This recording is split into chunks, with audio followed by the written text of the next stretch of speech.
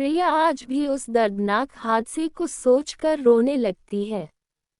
उसे लगता है कि सारा मंजर उसके सामने किसी फिल्म की तरह चल रहा है। अभी मुश्किल से साल भर भी नहीं हुआ था जब उसके हाथों में मौसम के नाम की मेहंदी रची थी और उसकी मांग में मौसम द्वारा भरा सिंदूर चमक रहा था। उसकी सुनी मांग हर किसी को रोने पर मजबूर कर देती है। प्रिया की उम्र अभी 23 साल है और वह बेहद खूबसूरत व पढ़ी लिखी है। उसकी शादी 5 महीने पहले शहर के एक बड़े कारोबारी के इकलौते बेटे मौसम से हुई थी। मौसम हैंडसम और सुशील लड़का था जो प्रिया को बहुत प्यार भी करता था। उनके प्यार को शायद किसी की नज़र लग गई और मौसम की सड़क हादसे में मौत हो गई। मौसम की मौत के बाद उसके घर वालों ने प्रिया को बेसहारा कर दिया और उसको मायके भेज दिया। तब से प्रिया यही रहती है। उसके पिता शहर से बाहर रहते हैं। वह उनकी अकेली बेटी है।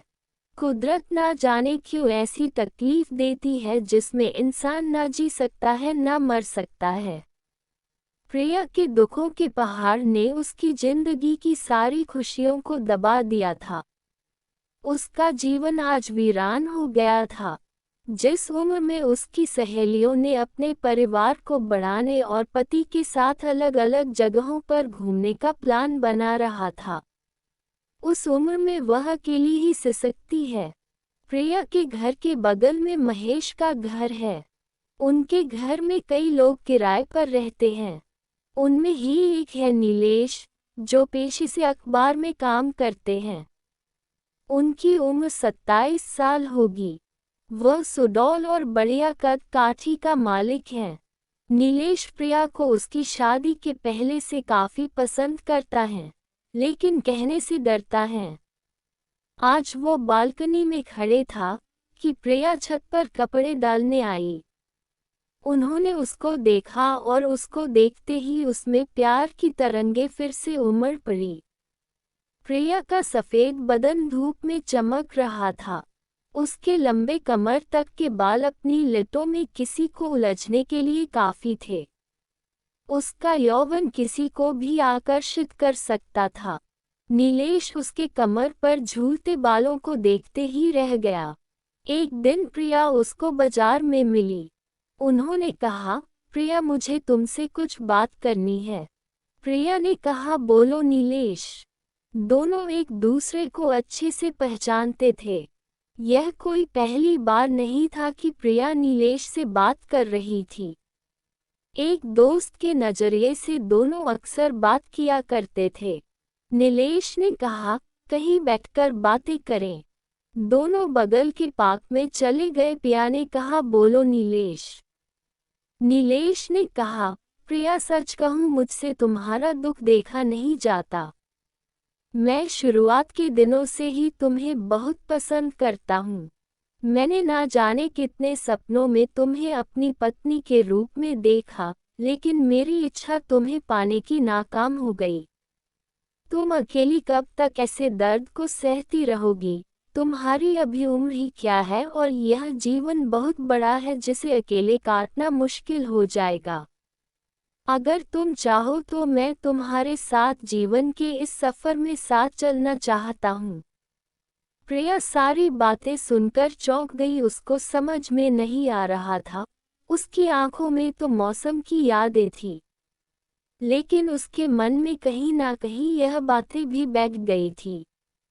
उसकी आंखों में आंसुओं की धारा गिरने लगी।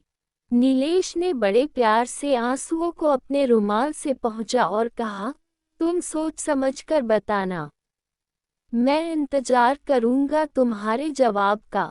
उसके बाद प्रिया घर आई और उसको उसकी उम्र काटने की बातें घर कर गई थी, लेकिन उसके दिल में अभी भी मौसम का चेहरा बसा था।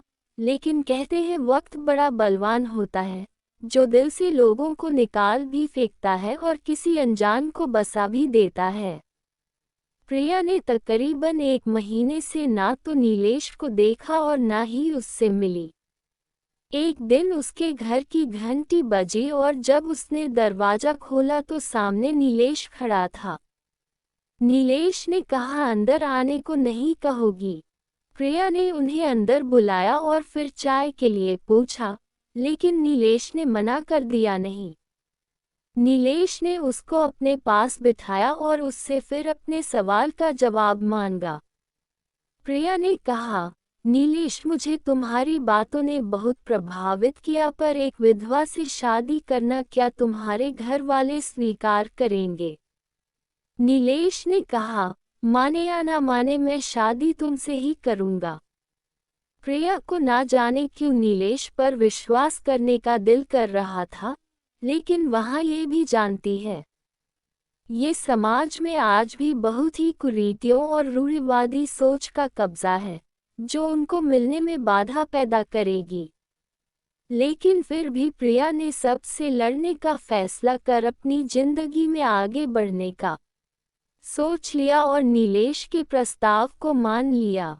धीरे धीरे दोनों का साथ घूमना मिलना, घर आना जाना भी शुरू हो गया। प्रिया के घर में केवल उसके पिताजी थे जो अक्सर शहर के बाहर रहते थे। उनको प्रिया ने सब बातें बता दी थी और वह भी बहुत खुश थे कि उनकी बेटी जिंदगी में आगे बढ़ना चाहती है। एक पिता के लिए इससे अच्छी खबर क्या हो सकती थी। एक दिन प्रिया नीलेश के घर गई। दरवाजा खुला था। वह सीधे अंदर चली गई। तभी किसी ने उसकी कमर को पकड़कर अपनी बाहों में भींच लिया। उसने पलट कर देखा तो वह नीलेश था। उसने कहा, क्या कर रहे हो नीलेश, छोड़ो मुझे। नीलेश ने उसके कंधे पर चूमते हुए कहा, अपनी जान को प्यार कर रहा हूँ। क्या कोई गुनाह कर रहा हूँ? प्रिया ने कहा, तुम्हारी हूँ। कुछ दिन रुक जाओ, फिर शादी के बाद करना प्यार, अभी छोड़ो। लेकिन नीलेश उससे बेतहाशा कंधे, गले, गाल सब जगह चूमता रहा और अपनी बाहों में समेटे रखा था। फिर प्रिया ने भी छुड़ाने की नाकाम कोशिश करना छोड़ उसके बाजू में खुद को सौंप दिया।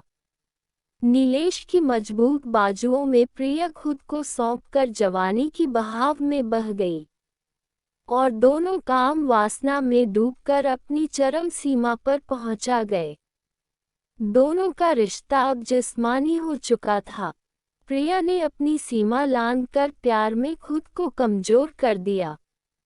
नीलेश ने भी उसके यौवन पर अपनी छाप छोड़ दी। कुछ दिनों बाद नीलेश अपने घर गया। प्रिया ने 3 दिनों तक उसका फोन बराबर मिलाया, लेकिन कोई जवाब नहीं मिल रहा था। ना जाने क्यों उसके मन में बुरे बुरे ख्याल आते रहे। उसका मन अंदर ही अंदर किसी अनहोनी की आशंका से डर जा रहा था। पर उसे यकीन था कि समय हर बार ऐसा खेल नहीं खेल सकता। 4 दिनों बाद एक अलग नंबर से उसके फोन पर घंटी बजी। उसने तपाक से फोन उठाया और बोली, हेलो, कौन? उसे समझने में देर नहीं लगी कि दूसरी तरफ नीलेश है। प्रिया ने धड़ाधड़ सवालों की बौछार कर नीलेश को बोलने का मौका तक नहीं दिया। फिर जब प्रिया ने सांस ली तब नीलेश बोला, प्रिया, तुम सच में मुझसे प्यार करती हो? प्रिया ने कहा, पागल हो, अगर नहीं करती तो सारी सीमाएं तोड़कर खुद को नहीं सौंपती। नीलेश ने कहा, प्रिया, घरवाले मेरी कहीं और शादी करना चाहते हैं। वे तो तुम्हारे और मेरे रिश्ते के खिलाफ हैं। हम दोनों चलो भाग कर शादी कर लें। प्रिया हैरान, वह चुप थी, न ही बोल पा रही थी, न ही मना कर पा रही थी। उसको जिस बात का डर था, आखिर वही हो रहा था। उसे पता था कि यह समाज एक विधवा को अभी भी अछूता और कलंकित समझता है। उसने फोन रख दिया और फूट फूट कर रोने लगी, जैसे जीवन में कुछ नहीं बचा हो। अगले दिन सुबह उसके दरवाजे पर दस्तक हुई और उसने दरवाजा खोला। सामने नीलेश खड़ा था। उसने कंधे पर एक बैग लटका रहा था। नीलेश ने तुरंत उसका हाथ पकड़ लिया और कहा, प्रिया चलो हम अभी शादी करते हैं। प्रिया ने कहा, अभी ऐसे क्यों, क्या हुआ? अगर तुम्हें मुझसे प्यार है तो सवाल न करो और चुपचाप मेरे साथ चलो। प्रिया ने उसके साथ जाना उचित समझा। दोनों सीधे कोर्ट गए और वहां कोर्ट मैरिज कर ली। आज से प्रिया फिर सुहागिन हो गई। उसके चेहरे पर अलग ही खुशी आ गई और उसका चेहरा फिर से चंद की तरह चमक उठा। समाज की कुरीतियों और रूढ़िवादी सोच को मात देकर दो प्रेमियों ने अपनी प्रेम कहानी को पूरा कर लिया। नीलेश ने प्रिया को नई जिंदगी दी और अपना नाम दिया और जिंदगी भर चलने के बाद एक को पूरा किया।